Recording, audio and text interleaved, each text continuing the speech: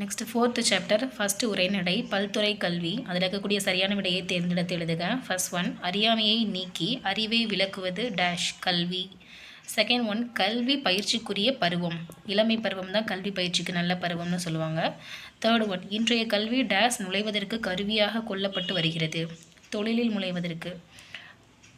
நிரப்புக, கோடிட்ட இடங்களை நிரப்புக. First one, கலப்பில் dash உண்டு என்பது இயற்கை நுட்பம். வளர்ச்சி உண்டென்பது. செகண்ட் ஒன், புற உலக ஆராய்ச்சிக்கு அறிவியல் கொம்பு போன்றது, தூண் போன்றது.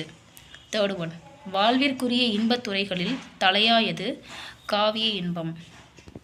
பொறுத்துக. ஃபர்ஸ்ட் ஒன், இயற்கை ஓவியம். ஓவியம்னா 10 பென்சில் வச்சு வரைவோம் இல்லையா? ஸோ அது ஓவியம் வந்தாலே 10 பாட்டு. இயற்கை தவம், பெரிய தவம் இருந்தாருன்றாங்க, அந்த மாதிரி சிந்தாமணி, சீவக சிந்தாமணி. பரிணாமம், அந்த நாமம் இங்கே யானம், அந்த மாதிரி கம்பராமாயணம். ஃபோர்த் ஒன், இயற்கை அன்பு. அன்பு வச்சுருக்கிறவங்க எல்லாருமே பெரிய மனசுக்காரங்கன்னு சொல்லுவாங்க. ஸோ இயற்கை அன்பு அப்படின்னா பெரிய புராணம்னு ஞாபகம் வச்சுக்கோங்க.